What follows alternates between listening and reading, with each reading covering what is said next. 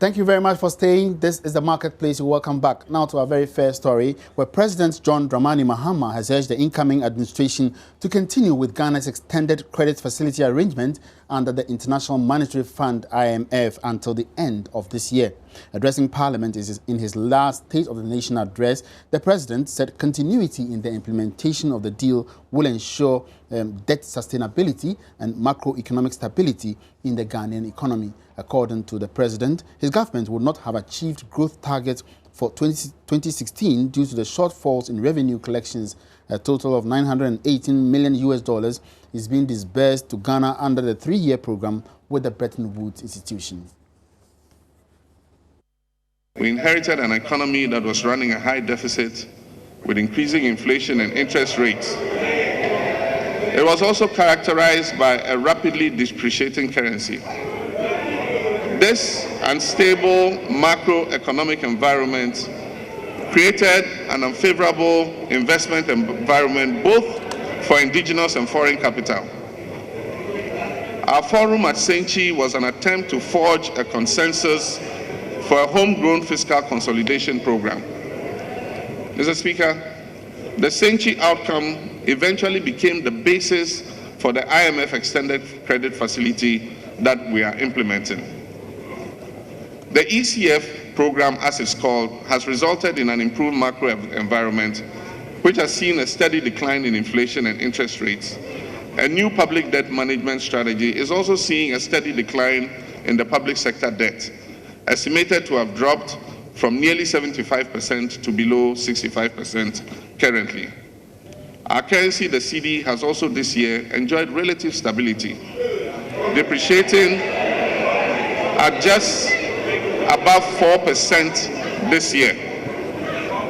Mr. Speaker, while the deficit target for this year might be missed on account of inability to meet revenue targets, it is important for us to continue to pursue fiscal consolidation in the 3rd and final year of the IMF program. Meanwhile, President Mahama said Ghana is entering into an era of energy self-sufficiency. He noted Ghana now has the highest access to electricity in West Africa, and that with the expectation of more domestic gas from the TEN and Sankofa fields, Ghana could soon become self-sufficient in energy generation. The President reiterated his government has added about 800 megawatts of power to the national grid and urged the incoming administration to endeavor not to create a shortfall again. It has taken a lot of hard work and effort, fast-tracking the deployment of emergency plans and speeding up the completion of ongoing plans ensured that we added more than 800 megawatts of power over an 18-month period. This increased generation, in addition to the energy sector levy and ongoing works to restructure the legacy debt of the power utilities, has helped to stabilize the power situation in our country. With the expectation of more domestic gas from the TEN and Sankofa fields, Ghana is entering into an era of energy self-sufficiency. Indeed, the warning signals have started sounding about the danger of overcapacity and excess redundancy in our power generation sector. We have agreed to work with the World Bank to rationalize the addition of new plants and ensure that we achieve optimum utilization of existing plant capacity.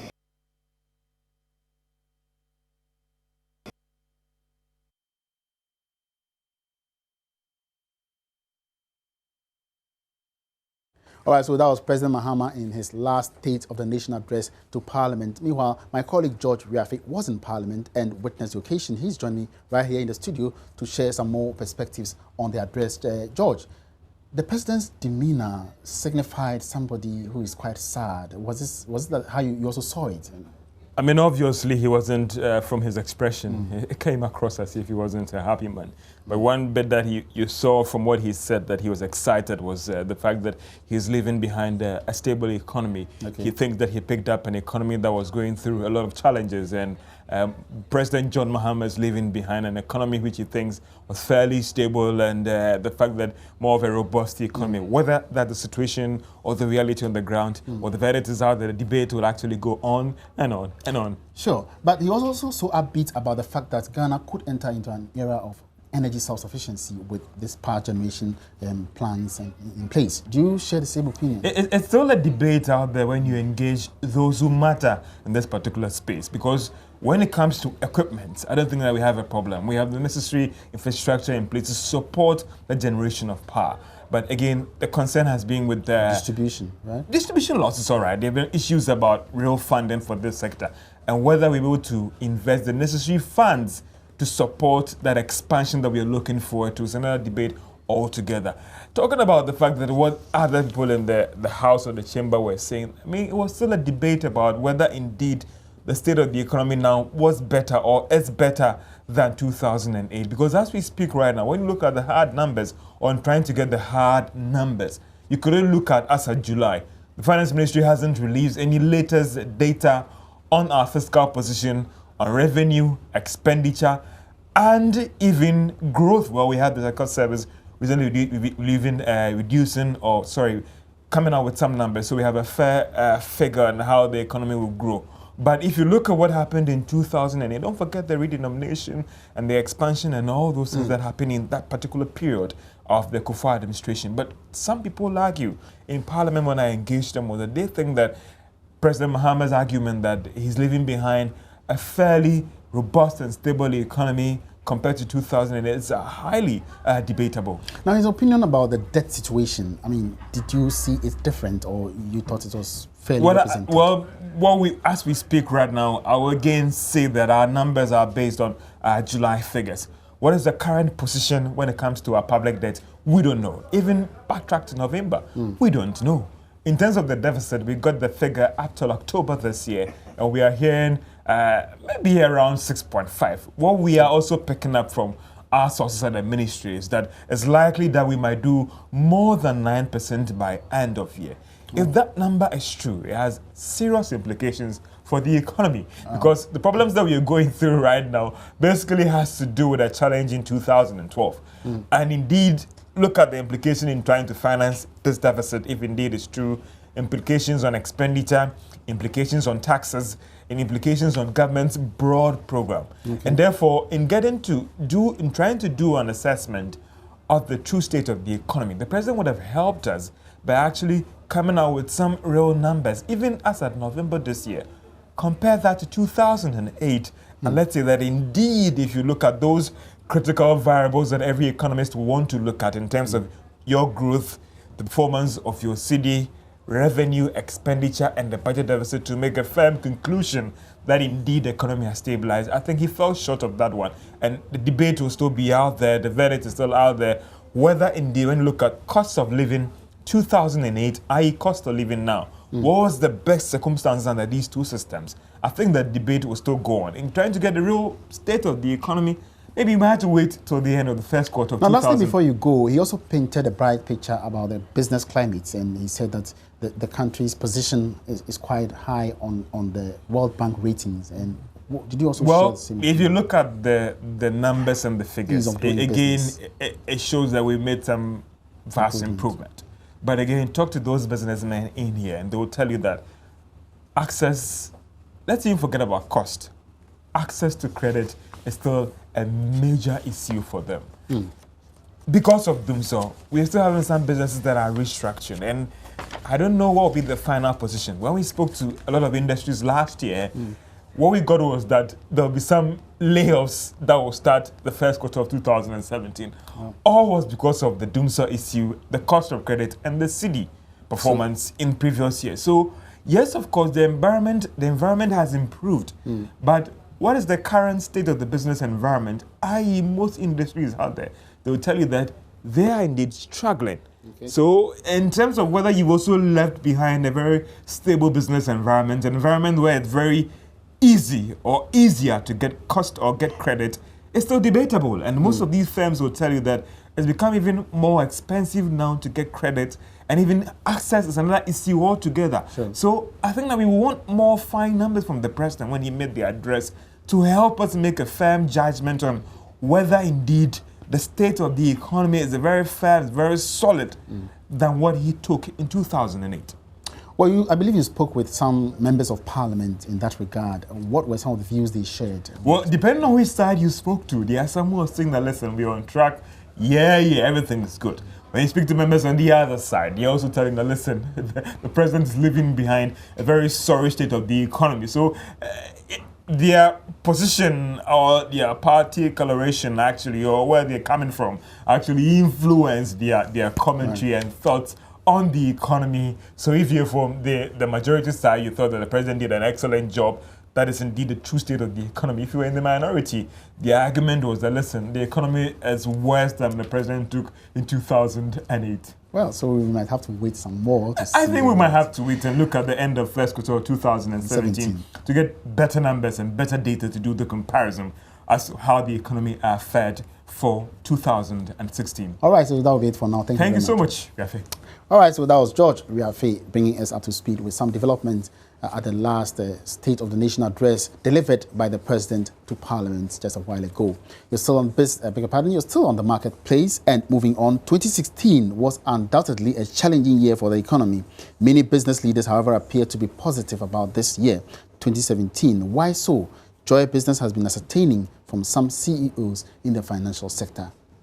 The economic difficulties in 2016 invariably played out across all industry, leading to job losses and even closure of some businesses. Business leaders Joy Business has been interacting with, however, say the outlook for 2017 is more promising. First is the Chief Executive Officer of Standard Chartered Bank, Kweku Beduado, who explains banking industry players are looking forward to lower lending rates regime. From a banking perspective, we saw that towards the end of the year, thankfully, the rates started to come down, which is good for the economy, it's good for investment, it's good for affordability of credit. But there were other challenges, the indebtedness to the banks by SOEs and the energy sector, partially resolved. So mixed, but generally trending in the right direction. Could the pace be better? I think so. Institutional reforms or introducing things like the Ghana fixed income market, for example, in terms of creating a secondary market that allows investors to freely trade in fixed income products. That's very good for the market, and that's certainly progress. We would like to see rates trending downwards, contrary to what people think. The Chief Executive of Enterprise Group, Kelly Gajekpo, also says the insurance industry largely surmounted the challenges of 2016 and the players are upbeat about 2017. 2016 continued to be difficult, coming through from 2015 and indeed even 2014. We all know the macroeconomic issues, but for the insurance industry, we survived in the sense that insurance is one of these things that you would think it's a luxury item until you are in a bit of a pickle. So more and more Ghanaians are beginning to recognize the value of insurance. And even though once upon a time it was not the first thing you paid out of your paycheck, we're beginning to see that people are appreciating it. The confidence expressed so far by especially financial industry players could be a good omen not only for businesses but the economy at large in 2017.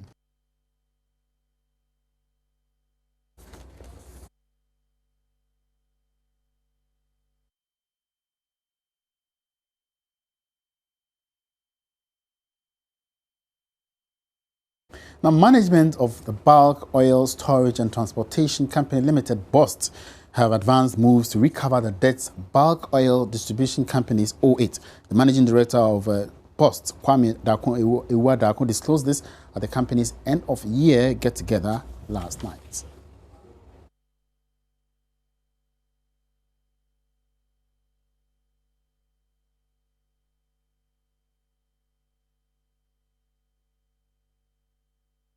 BOST last year engaged Ernst & Young to ascertain and validate cash claims by some BDCs due to foreign exchange losses recorded on some transactions by both parties. But speaking at the company's end-of-year media review last night, Managing Director Kwame Iwuadaku disclosed the report from Ernst & Young indicated that some BDCs owed BOST in excess of $18 million. BOST was rather owed by the BDCs and not the other way around. If you look at that chart, you see very clearly we inherited a company where the debts were higher than the assets of the company as of 2013, which was effectively a bankrupt business. As of 2016, our assets are far in excess of our debts, which have been reducing steadily since we started the implementation of our program. Because today, BOST pays its debts on time or ahead of schedule. And that credibility is what has helped us grow our open account suppliers credit from a mere $30 million to $1 billion, which is supporting the whole West African region today.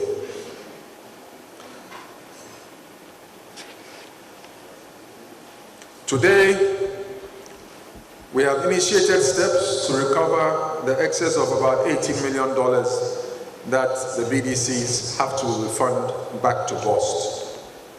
One of the other things we also did was to embark on an asset revaluation exercise. He also revealed BOST has received a natural gas transmission utility license from the Energy Commission to build, own and operate all onshore natural gas infrastructure in the country. According to him, BOST has in this light secured financing to construct gas pipelines across the country. Under the visionary leadership of Dr. Ahinkura and the members of the Energy Commission, not only did we get an NGTU license, but BOST has put in place a structured plan that will address all the challenges of Ghana's gas distribution infrastructure without going to the government for a single penny. And we've designed a natural gas system that we are ready to build out, all the way from Tema and Takoradi through Kumasi up to Buipe, and have secured the $1.2 billion investment required.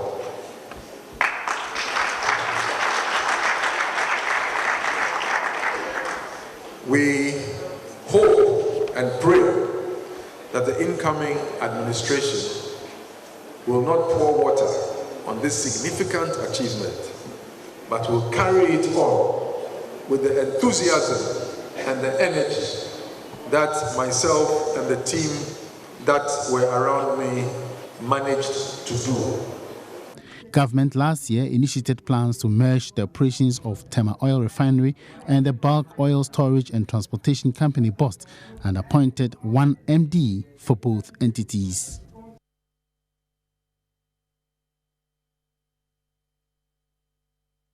All right, so 2017 is just 5 years old and 5 days old. Let's now recap the activities of some entrepreneurs who performed creditably last year in a repeat of the Joy Business Fund. Python Ghana, Best Mobile Accessories Brand at the 2016 Ghana Information Technology and Telecom Awards. Purple Trends GH, Accessories Design of the Year at the 2016 Ghana Fashion Awards. Fuel Connect, Most Innovative Product at the 2016 Ghana Oil and Gas Awards. These are the startups on the rise. What's the story behind their success? Join the fun as we find out.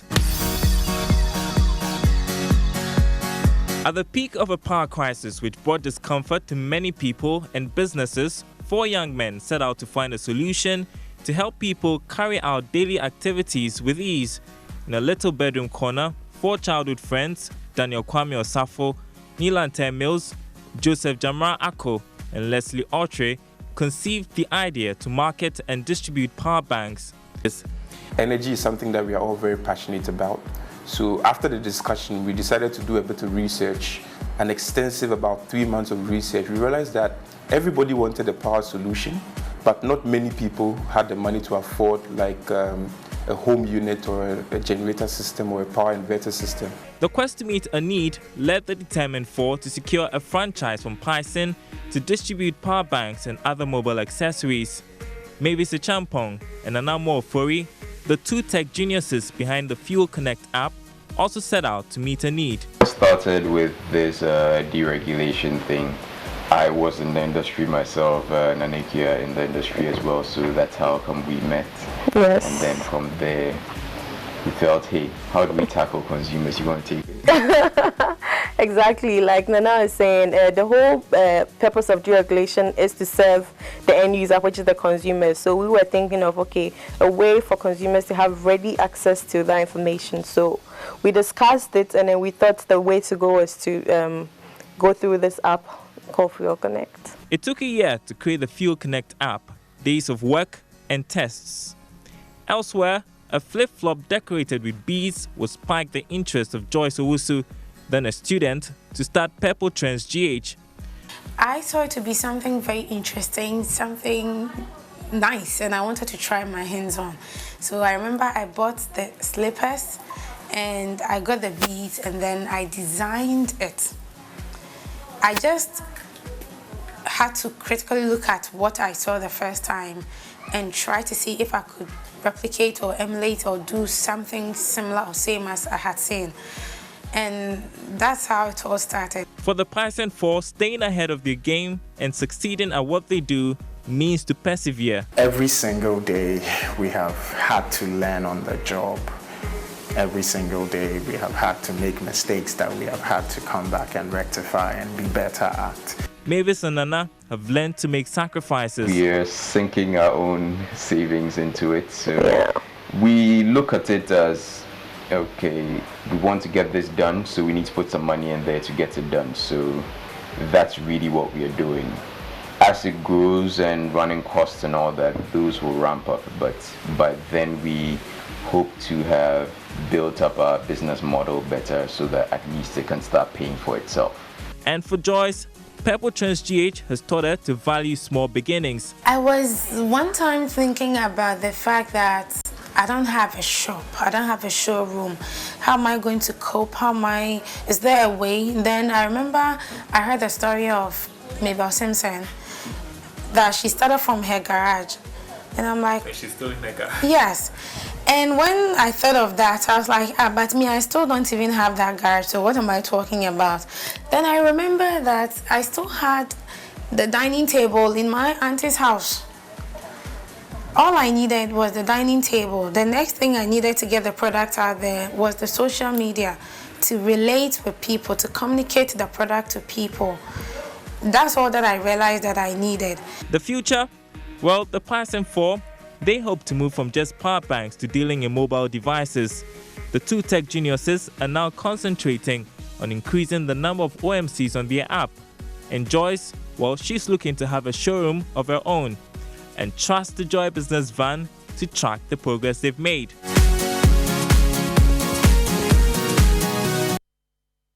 All right, so we'll catch the Joy Business Van every Wednesday on Business Live with a repeat on Thursday on the Marketplace. And that wraps up this edition of the Marketplace. Thank you very much for your attention. Let's meet again same time tomorrow for more stories in the world of business. My name is Emmanuel Apuaji Riafe. Have a great afternoon.